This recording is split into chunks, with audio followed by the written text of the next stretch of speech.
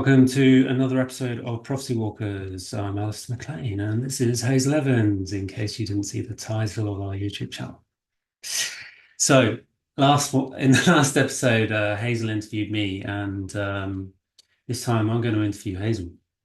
We're going to ask some questions around what it's like to be a woman in this day and age, going through spiritual evolution. Do you have anything to say? No, let's get started. Okay. Ah, Okay. yeah. So, Hazel Evans, when I first met you, Yeah. you showed me a piece of artwork and you said, "This is a download I got from the universe. It's the coding for divine union." And I was like, "Okay, that looks great." And ever since then, I've been wondering, up until very recently, what is divine union, Hazel? Oh gosh, straight in there with a big question. No, thanks. Um, okay, I'm gonna have to really tune in to this and describe my story a bit. Um, it's rather difficult to put into words because it's a vibration. It's a vibration where love meets love and something new is created. Slow down. This is quite big. I'm listening to you. So, right. Okay. Go on. Yeah. And we've experienced this in many ways. Um, So you're talking about alchemy, yeah, yeah. It really is alchemy. like the Lover's card in the tarot. Yeah. In a way, a And the art small card. card. Yeah, Yeah. yeah, and the art card. Yeah, Yeah. yeah. Yeah. And it's such a big topic. I don't know. Well, we'll try So to I can get help you. something across. Um, so I started having, well, 9 years ago now, I went on my priestess training of love and sacred sexuality in Glastonbury. And that was only just scratching the surface of the journey of love and divine union. Mhm. Only just scratching the surface of everything else that came afterwards. And like we said in the last video, it is following the scent of love. And many years after that, where did that lead me? It led me where I was able to get this download of this picture that you were talking about. And it started coming to me in a closed sacred sister circle where we were working with the medicine of Bufo. Mm. And this image, we were talking about divine union and these energies of balancing masculine and feminine energies, first of all, within the body. Like, how do I get to a point where I can be whole, as in balancing my feminine energies and my masculine energies? By the way, I have not been able to do that until working with you because I needed the masculine energy to mirror that to me. Mm. Um, and in one of our ceremonies, this huge coding arrived because I had been. I know that one of the codings for divine union is the Vesica Pisces, the two Yeah. circles that go together. And this is true. But this started showing me, and this was in 2020, this started showing me that and it said it's the new coding of divine union. And I was like, whoa, like, nobody's going to believe me. I better draw a picture and put this down. A bit like what you were saying about the voice of divine masculine coming through. Like, nobody believes you. Yeah. And so I drew this picture and I was told that this is the new coding of divine union. and it was multi-dimensional. And so when I explained it to you, it was and it is multi-dimensional.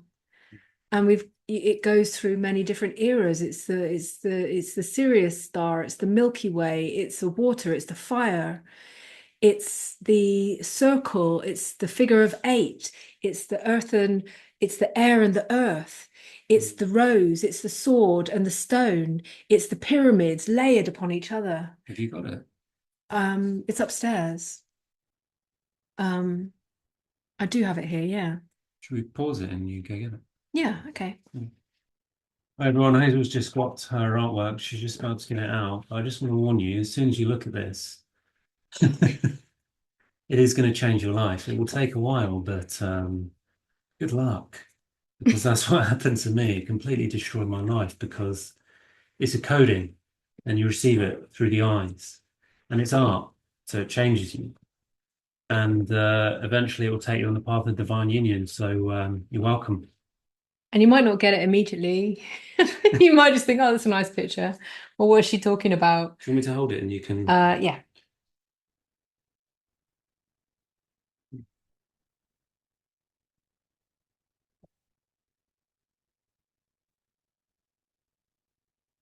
Yeah. So tell us what it is. So this is what I saw coming down, and it was People it the right way up. yeah. Yeah. And lots of people think it goes the other way around, but it's not. This is really like, and actually we're working a lot on the third eye at the moment. So this is perfect for this because this is really the crown opening up through the eyes, and this is the consciousness of the new divine union that comes through the balancing of the fire and the water, the masculine and the feminine, that you see the star in the eyes of the other of each, and the arrow goes between the masculine and the feminine, sharing. So it's about sharing, the alchemy of sharing of the fire and the water. And so this incredible, yeah, it just like came from the universe. The alchemy of the earth and the air, diamond consciousness and the air, the alchemy of water and fire. So this then is like a medicine wheel between the elements, and the center point being the fusion point, the point where new birth is given. And this is the Milky Way. And this was the Sirius star that was shooting through, giving fire and water through to the purification of the masculine energy of the fire. And the Milky Way touching into the water and fusing with the fire energy, so that through this alchemical process of the stars colliding and this was in 2020, at this time 4 years ago, The super, when the I great do this. conjunction of Jupiter and Saturn. Yeah, this was the energy of the new way sacred union that was coming in. And then through that, we had the trinity of the pyramid consciousness coming back in. So that all of the wisdom from the ancient Egypt was also coming back in. Mm-hmm. Simultaneously, the energy of the golden life. This is why there's a lot of gold and yellow around it. So this is really this energy coming back in. And then not only diamond consciousness, but also the energy of the purity of the sword. So the sword and the rose as well. So then we're talking about the era of Avalon and the yeah and the love around that era. So in short, that's what this is. And this is when we first met. And I spoke to you about sacred union, divine union, like, oh, what is that? And I said, oh, yeah, I've got this picture. And I literally put this picture on the table. And I remember describing it to you and you going, oh, yeah, yeah. Oh, that's really interesting. Yeah. Yeah. Yeah. Yeah. Yeah. So, yeah, that's the picture. What more do you want to know about divine union? Should I continue? No, I'll ask the next question. So, so I ask you another big question, right?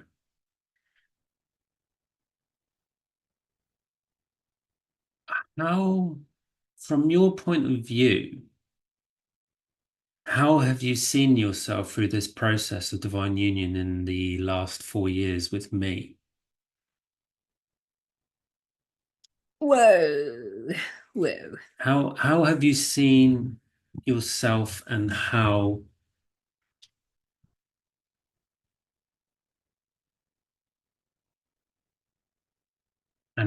that's affected your life? Whoa, talk about a big question, man. Right. Right. Oh my gosh. So this picture came through when I was in the middle of complete breakdown due to narcissistic abusive marriage breakdown. Yeah. And in those circumstances, normally you would think, well, this is your relationship finishing. It's a change of life. This is just what happens sometimes. And you'll just change and move on and make a new life and find somebody new.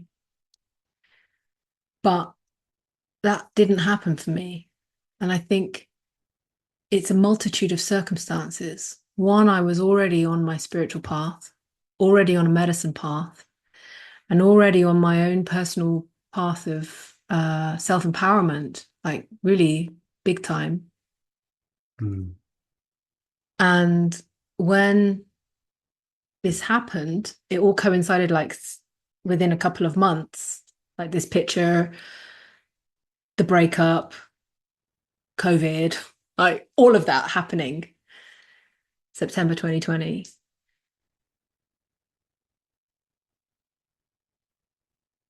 People talk about having a breakdown. And I knew because of the amount of work that I'd done that this was my time. This was my time. Your emotional, your spiritual awakening. Yeah. How did you know? Because I was witnessing myself whilst all of this was happening. Even though there was a lot of emotional turmoil, I was still able to witness myself whilst this was happening.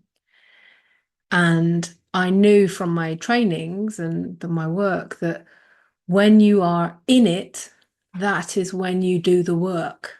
Yeah, yeah. So I said to myself, this is not about me recovering now. This is not about me moving back to England now. This is not about me moving on and it's okay, I'll have another relationship when I've recovered. It was not about that. And I knew that and I could feel that because I had awoken already. This is what we were talking about. You can reach these spiritual plateaus. And then it's like, are you ready to go the extra 1,000 kilometers after that? And my answer to myself was yes, because there was something not adding up in, I'd already started my journey of sacred union through my priestess training.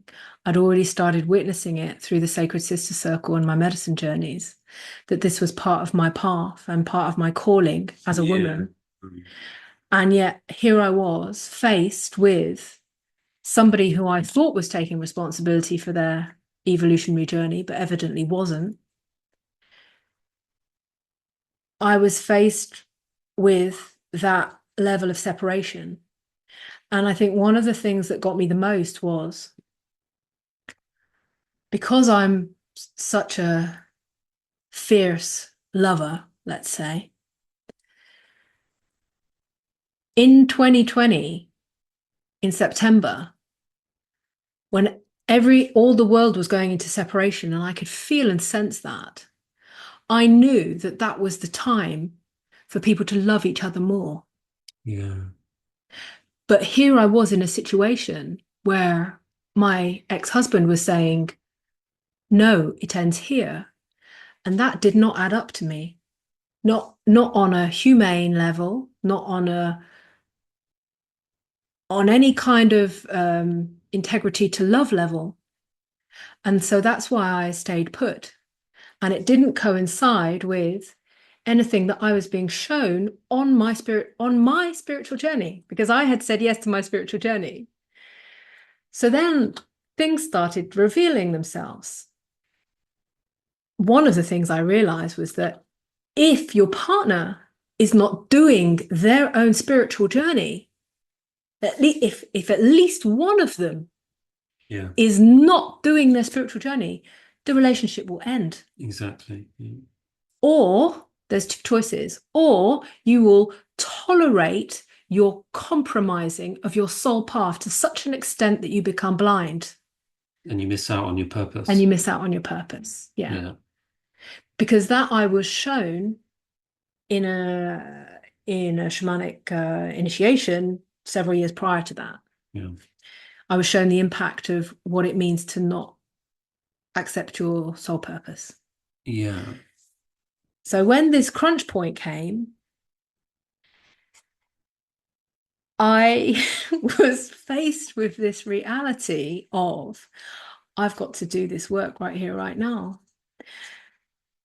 And because I stayed put and I didn't go for any comfort zones, if anything, I stripped more away. I let everything fall away so that the truth could be seen. Mm. And through that, this picture came alive.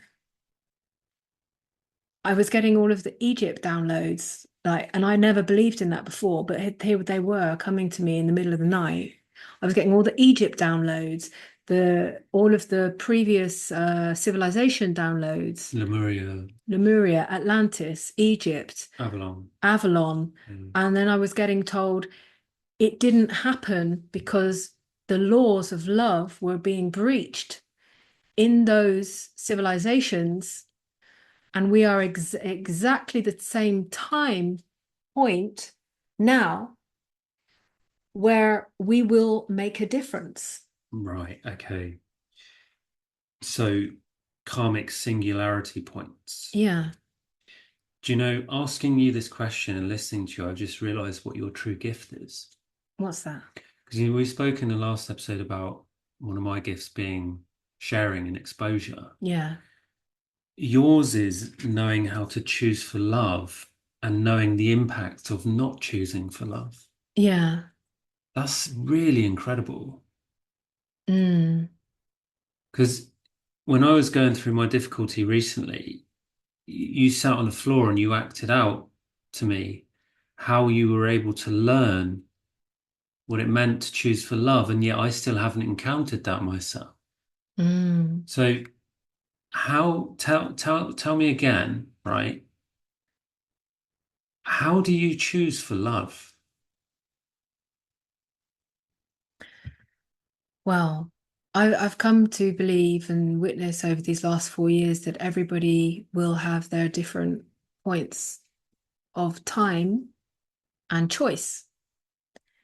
And because everybody has a different soul journey, we each have a set of codings or life experiences that lead us to points where we're able to choose. And as far as I've witnessed, these have to happen in crunch points. It's not a walk in the park. It's not a little gentle conversation sitting like this, like, oh, and do you choose for love or fear? Oh, I'll choose for love. But that can't be true because surely you had done it before then. Or had you ignored it?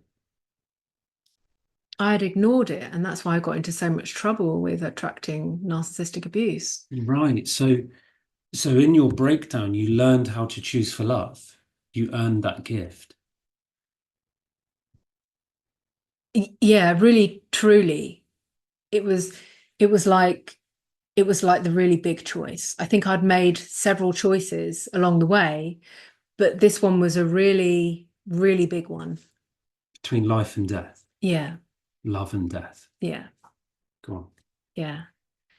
And how I described it to you the other evening was when you're going through a breakdown, your whole reality shifts. And if you're not able to carry yourself, then you might get carried away and put away somewhere because the process is so sacred that you're going through that you can't expect anybody else to understand it. Oh yeah. That's so important. Yeah, That's so important yeah, because you and I both went through the different avenues of what it meant to give away parts of ourselves that we had just reclaimed. It's like like I did. Many people do it. You go into an ayahuasca ceremony, and the first thing you come out, you go, "Oh, I saw this, and I saw this, saw this." It's like, no. Keep that to yourself. That's for you. yeah, As soon as you share it with someone, you're giving it away. yeah.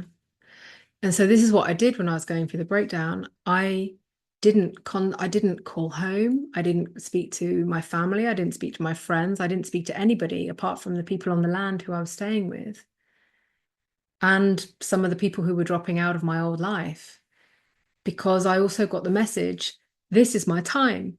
Hmm. This keep going, and you have to go alone. Nobody can go here with you. And it was excruciating. It was absolute hell. But when I look back now, I look back fondly because I know that I chose. Yeah. And so things like, so when you go through narcissistic abuse, you can have lots of physical symptoms and you think that you are having problems like CPTSD, ADHD, fibromyalgia, agoraphobia, all of that. Had all of that. And I realized that I am none of that. Yeah. Right on. And because I realized, oh my goodness, I've got all of this, but I am none of it, I'm going through something really powerful here. And I have to, right here and right now, navigate myself. But it does make you, and here I wasn't really eating very much. I wasn't sleeping very much. I wasn't drinking. I wasn't consuming anything other than like water and crackers at the time. Like, no medicine journey. Like I was really, this particular time was really completely sober. Going crackers. Yeah, that's another story, but we'll come to that later. Yeah. So the crunch point, the decision point was waking up in the middle of the night and feeling like I was on a boat, that the cabin that I was staying in on my friend's land was literally set sail. Wow. In the storm. Yeah. And they talk about this, like, in the Bible or in spiritual journeys about when you leave the land of your old life, it's like you set sail on a new boat into your new reality. And I didn't realize that until I've read these books, these mythology books and things that we've been reading recently, like the Ecstasy book and things like that. Um, Oh, you mean Dionysus? yeah, Yeah. It's also the Odyssey, Ulysses. yeah, yeah. Mm. So I set sail on a new voyage and I left the old land behind. So here I was, and I was seasick, even though it wasn't moving, but it was in the middle of the night and there was a storm raging. I was literally like moving across the the cabin like that, mobile Whoa, home like that. Yeah. whoa, that's epic. Did I not tell you that? No, No, that's it's amazing. literally like I was on a boat, really. That's so cool. Yeah, and then that's why I had to fall down to the so cool. It was freaking hell, but yeah, it was. I Yeah. fell to my knees. And because of the incredible teachings I'd had from my priestess training about the goddess wheel, I realized I'm dying. I'm dying here. I'm at the crone energy. Mm. I'm in that coming into winter energy, the Samhain energy, the Ceridwen energy, the witch, like the black energy.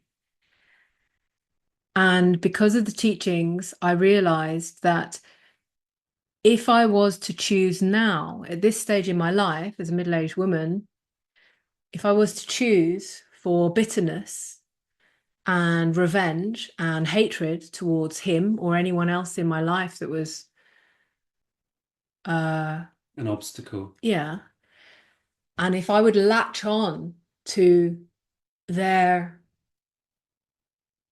lies about me, I would become a bitter woman. Yeah. I realized that if I bought their lies, it would be me who suffered. And yet here I was alone in the middle of nowhere, having losing everything. And I was like, but I wanted to love. How can this be possible? I'm in this situation and I was the one that wanted to love. So it was So, you against the world. yeah. Mm. So then I veered and I was like, okay, well, I've got that choice now. I've got that choice to go down and be the bitter woman, the bitter old woman. And that is what I can choose to become. Universe, show me the other option. And the other option was love. Love like you've never loved before. Love through everything. Love everything into obliteration. Like kill everything with love. It was really like this warrior spirit of love. That must have been difficult to accept, right? Well, it was pretty radical. And there was also no middle way because I realized, well, okay, I want this bit, but I don't want to forgive them, but I do want love, you know? And I realized that there is no middle way because if you don't make a decision, you're still choosing for death and bitterness and fear and hate and all of that. Right. Yeah. So if you're sitting on the fence about love or you're still choosing for death. Living in comfort, Yeah. living in relationships where, yeah, he's okay, or yeah, she's okay. That's what you're talking about. Yeah. It's you're sacrificing your dreams to live in that comfort of having that security blanket of love. Yeah. Yeah. Yeah. So then I realized that there's really only two camps. And this is what spirit was showing me. And either you make your choice now. And if you don't make your choice now, you know that you will be choosing for death because that's sitting on the fence and not making a decision. And I knew that I didn't want to become a bitter old woman because I saw the trajectory. If I was to choose for holding on to any kind of bitterness, I would not be able to do my art. I would not be able to do my work with women. I would not be able to do anything. It all becomes null and void. And I would be a complete, what do you call it? Phony. Like, Yeah, I would be completely fake yeah. if I was to choose for separation in that moment. Yeah. Right. Which is what most people do, right? Yeah, yeah, yeah, yeah. So, In one way or another, most people do that. yeah. So I had no other choice but to choose for love. And I literally called out in the middle of the night and I said, show me then. I've got nothing left to lose. Take me. I choose love. And I'm gonna love the out of everything. And that's what guides me. Yeah. I feel really touched by that. It's a really hard time I went through. Yeah. And that's what makes you such an amazing partner is your choices for love also guide me as well when I'm having difficulty, you know. And that's why I think you're so incredible because there's such an incredible gift and you earned it. Hmm. You really earned it. Yeah. Hmm. Thank you. So when you ask me about divine union, this is where it comes from. Choosing love over everything else. Yeah, Choosing life. yeah. Yeah. And when we work through anything, I always work through attuning into that vibration of love, Yeah. not into protecting some form of my ego as best I can, you know. Yeah. I've So got stuff that I clear out, yeah, right. but to the best that I can. So in some respect, you use the purity of what some people might call the dark night of the soul, which we're still learning what that is, but you used that to understand what love is. Yeah. That's incredible. You're a genius among geniuses. You're a leader of leaders. Thank you, darling. Seriously, Mm. incredible. Well, I also remember knowing that I was going down and I could feel, I mean, you taught me about narcissism when we met in the December, but in that period of September to December, those 3 months, I was dying every day, every night, every morning was a new birth and every night was a death, and it was excruciating and it was unstoppable. I, yeah, yeah. And yeah. Yeah, you make me feel like a fool when I whinge about a 5-day fast. Hmm. But I've suffered in different ways. Yeah, that's what I mean. Like everybody has their own journey, their own way. Yeah, yeah. Like And then you yeah. can choose to depending on how conscious you are in those pivotal moments of choice, which is when the universe is going, you're suffering now. There's an opportunity here to make a choice. You can decide at which level you play the game in clearing your vessel to the extent at which you're capable of being conscious in that moment. So when this was happening over those 3 months, I didn't know that it was narcissism then, but I knew that something wanted to take me down. I knew because of that decision that something wanted me to choose for bitterness, something wanted me to believe what they were telling me about it being my fault. And it just didn't add up. None of it added up. And I could see the consequences that would unfold for me if I believed in that. Mm. And because I could see that, and if I chose for that, I would become a complete phony. It'd be the breakdown of the whole of my life. I was astounded by several things. One, how did I end up in that situation again in another really deeply abusive marriage? How did I do that again? And because I had that awareness of, oh, this has happened to me once before, this happened again, this is a repeating cycle. Hold on a minute. I'm not going to go in the comfort zones right now and just get over it and get on with my life. No, no, no, no, no, no, no, no. Hand me the sledgehammer. If something is taking me down right now, it's going to be me. And that's what I did.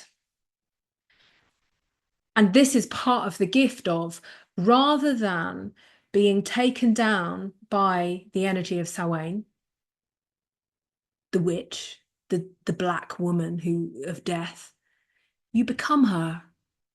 This is part of the gift of the deep feminine. Death becomes her.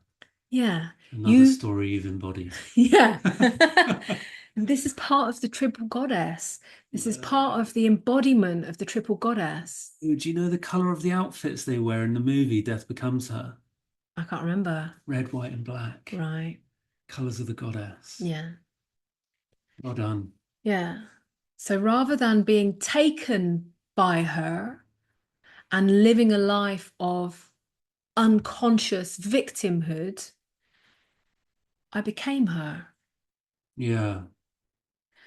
I took the path of becoming the dark goddess, embodying Lilith, embodying Medusa, embodying all of that, and becoming life in the dark.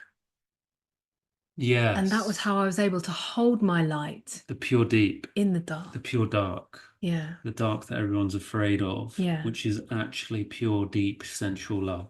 Yeah. Which we're steered away from into a false dark. Yeah. Right on. So when you talk about divine union, that's where it comes from. That level of purity for me. Yeah. Because I was also shown in those moments that I could not do this alone. And the universe, but I was shown that my purpose was divine union, sacred union, that there was something in my life that could only be fulfilled by the essence and quality of the masculine that I did not have inside of me. as a woman.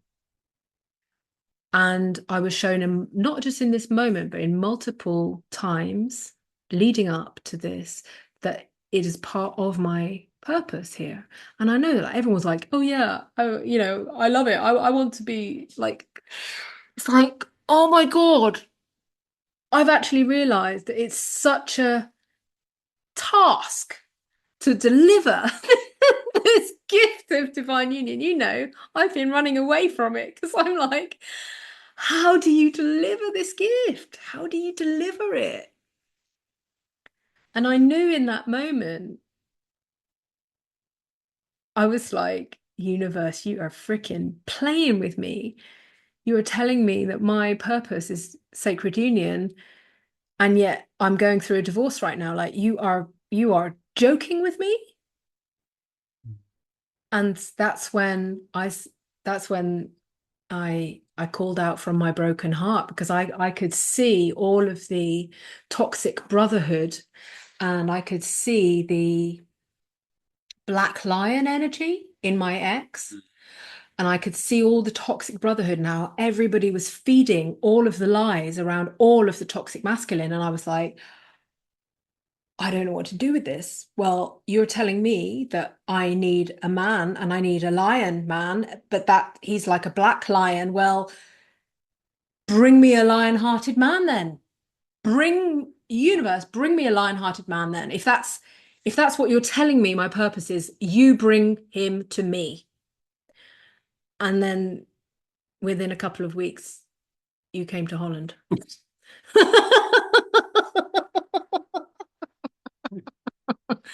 And not only that, you said that shaman earlier that year in Yeah, Peru had told you. so I was in my first ever ayahuasca ceremony, and I remember I was sat in a funny position, and I was sat like this, and my claws, my fingers were acting like claws, and kept going like this along the carpet, and I was going like this, and I was like, what am I doing? And it was stretching my neck and everything, and I could see beams of light coming out my mouth, and then in the middle of the ceremony, the shaman's going, hey, like this, blessing everyone. And then he crawls over to me and he puts his hand on my heart and he goes,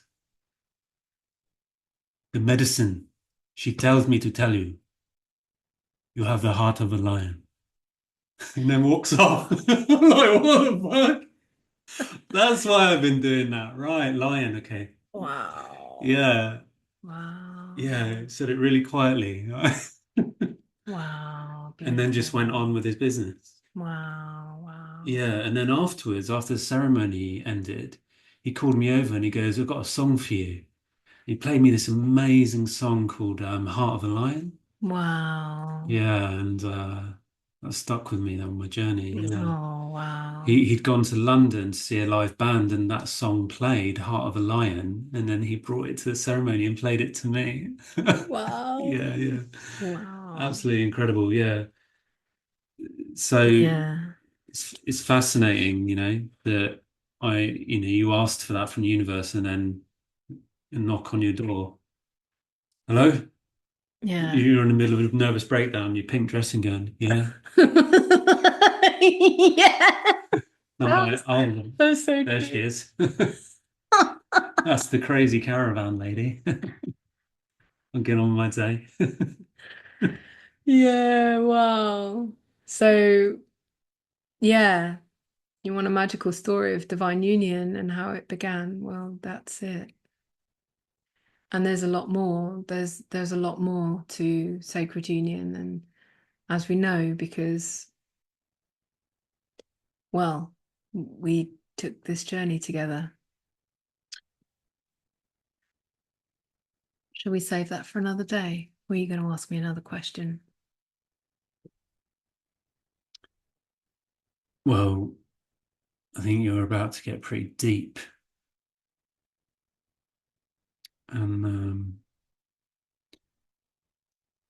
I think that would be an R-rated conversation. I'm joking. Um, no, I think that's a really incredible episode actually for people to listen to and watch. So I think that's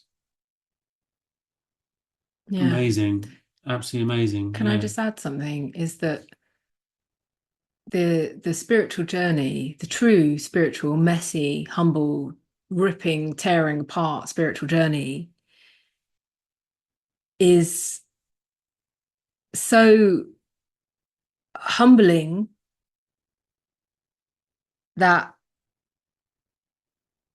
this is why I stopped my work for 4 years, apart from little dribs and drabs. This is why we have devoted thousands of hours and everyday devotion so that we could get to a place where we can show up authentically, because you die. You don't just die once. This is not like, oh, I've experienced the dark night of the soul for 3 months. No, this is like 4 year dark night of the soul, possibly even more. So it's like, how do you come out of that, the other side, and learning?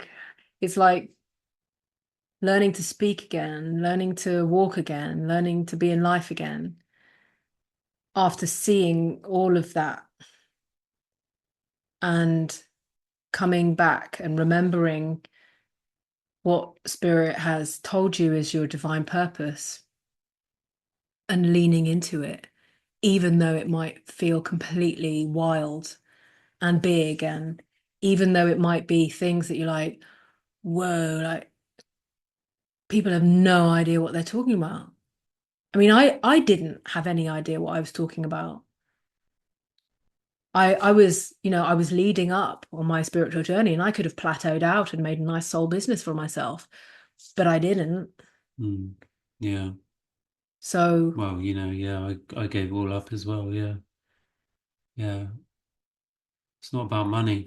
no, No. no, it's about being real, Mm. and it's about coming to terms with the magnificence that spirit shows you, that you can interpret these gifts of the divine through you as a Yeah. vessel to be in service in this lifetime. That's what I find the most challenging. Yeah, is interpreting my divinity into actual real events of my enjoyment of my life. Mm, And I think you're a master at that. You're mastering that. I think you're amazing at that. Yeah, thank you. yeah, Well, I think my 15 year of making an oracle deck has really helped me yeah. We'll have to bring that in. describe Yeah. path. So we showed you the divine union coding. We're going to start bringing in Hazel's other artwork because it's extremely important for the global consciousness evolution. She created an oracle deck called Soul Prophecy, and in the future we'll be setting up soul prophecy readings, and it's like an upgrade on the dare I say, I'm saying this, not Hazel, so you can so you can send your judgments to me if you have to, but I think personally it's the next step up in the evolution of tarot. I think it's the next step up from the tarot. It's that big because it's essentially the correct me if I'm out of alignment here, but it's essentially the uh, what's the word? Divining your own prophecy and fulfilling your own soul prophecy. Now, that is what we're all here for. So, Hmm. yeah, pretty Yeah, accurate. yeah. Thank you, Yeah. Okay. darling. Cool. That's a beautiful All way right. of putting Let's it. let's let's wrap it up. Anything Yeah. else? No, thank you for asking me the questions and helping liberate my voice around You're welcome. this You'll have to incredible return the favor subject. next week. Yeah. Yeah. Thank you for watching. Thanks, everyone. Bye for now. Like and subscribe.